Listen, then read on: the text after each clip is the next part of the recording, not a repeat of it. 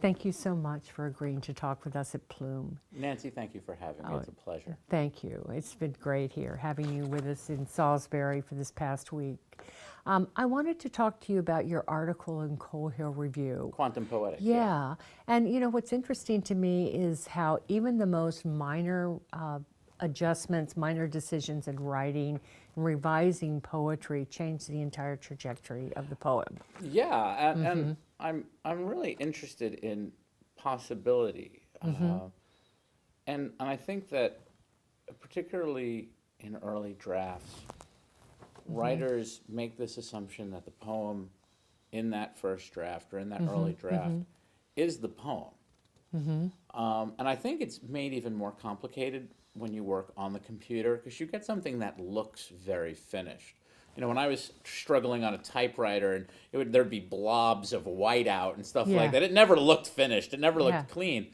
But I think that every time we break a line, every time we use a particular word choice for our metaphor instead of another related word, we are shifting the tone and dictating what comes next. And so the cascade of choices we can make as we go down the poem are created by and defined by the previous choices.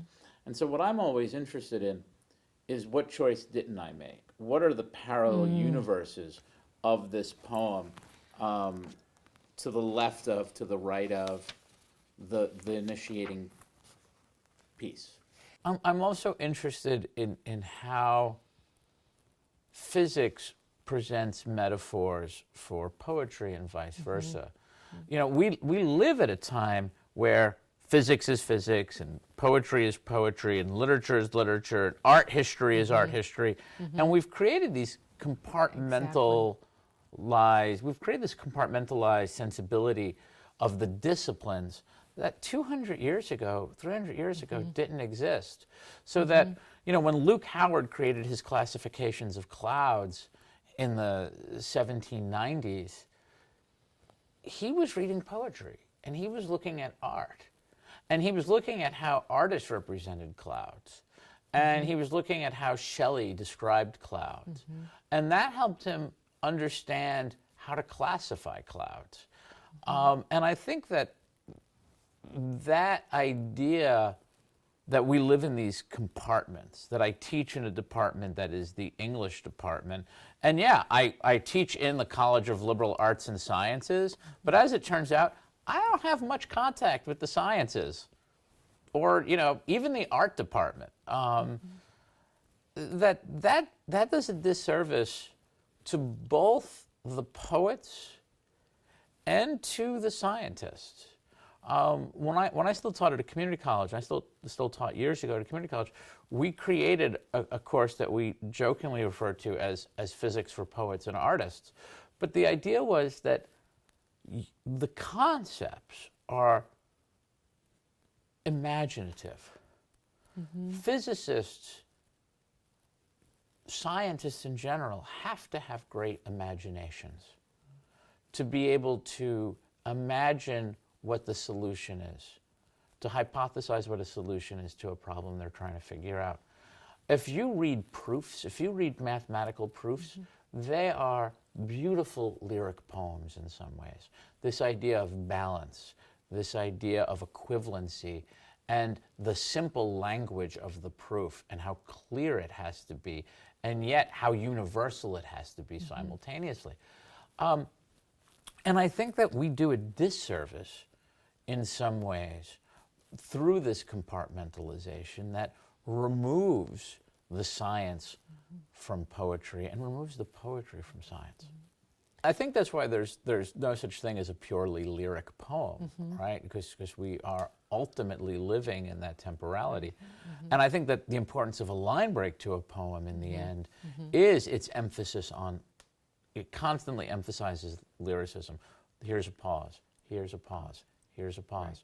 Bachelard, the great French phenomenologist, talks about the importance of reverie, that importance of existing out of temporality, that moment of existence of pure observation and sort of meditation that comes with just relaxing into not worrying about what's coming next, but allowing yourself to look backwards, to look forward, to look around you in a sort of 360-degree panorama. And for Baudrillard, that's the phenomenological moment, and it's also the moment of poetry.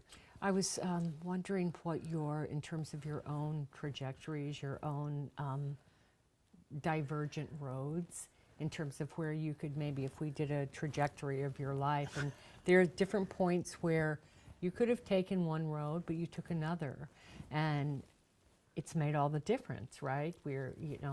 Who were the people, the events where they were like clear-cut turning points where you decided to go with this version rather than this? I went to Sarah Lawrence as a fiction writer, but as I had said earlier, I got thrown out of Catholic school, which sent me to the New York City High School for the Humanities, where Poets House was, where I heard about Sarah Lawrence, where I met people at Sarah Lawrence who, made sure that they knew that I would be, scholarship eligible.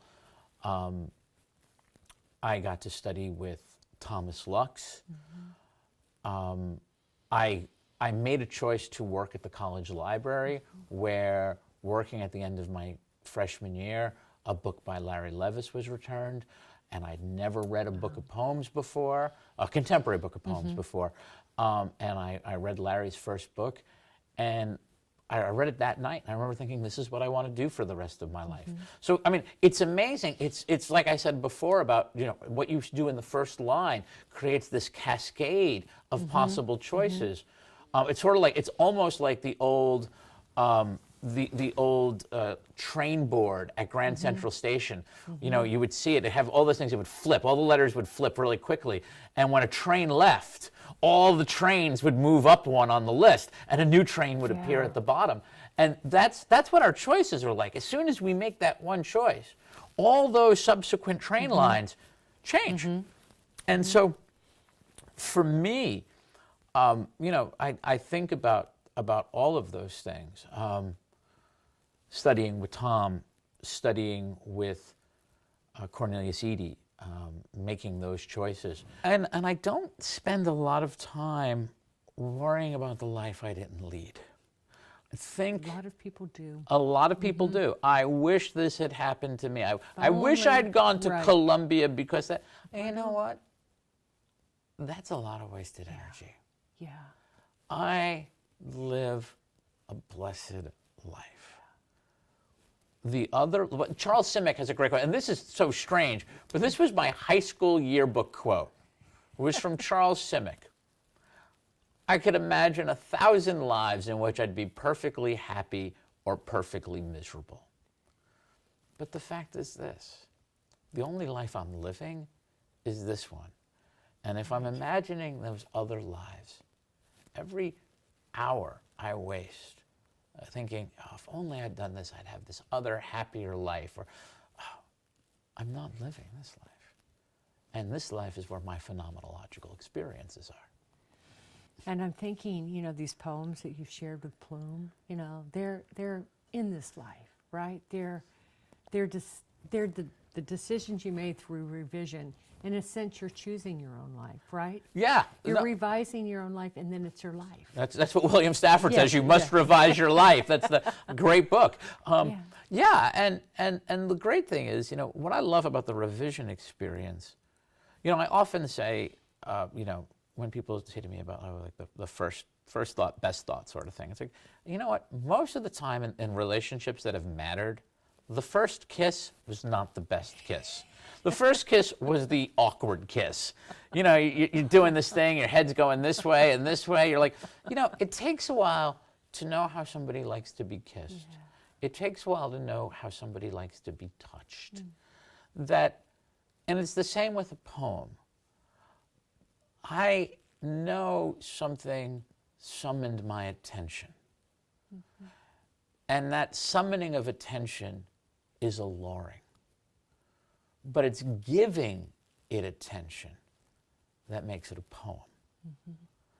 And that the giving of attention is what clarifies and deepens the emotional resonance of the poem for me. Yeah, can you, at a certain point, edit the emotion out of it? Yeah, but I think it's usually when you're getting too technical and not worrying about content. And I mean content in that way of, what am I giving the reader that makes the reader share in this experience? You mentioned Whitman before. What I assume, you too shall assume. Right? The goal of the lyric poem in the end is to make you walk with the poet. That's what the poem is trying to do. The poem says, here's my hand, share this experience with me. And so sometimes I'm not sure what the poem is, and I'm asking it, where do I go? Where do I go? And I make a move, and the poem says, no. I make another move, and the poem says, still not paying attention. Wake up, Gerry. And also the poem is always ahead of us. Yes. Right? It reminds me of Creeley's, oh, love, where are you taking me now? Yeah. It's like, where are you taking me now? And it's paying attention to follow so that at a certain point we're not in control. Oh, yeah. I mean, we're trying to seduce the poem, and the Yes. poem is trying to seduce us. And once it's seduced us, we then have to write it in such a Right. way that seduces the reader. Well, I think you've really seduced us with these poems. Well, thank I you. really do. And this has been so great, Gerry. I mean, this is Plume's first video interview, live interview, so yeah. I like being a first. Yeah, Plume readers, you always remember your first. that's Remember right. that?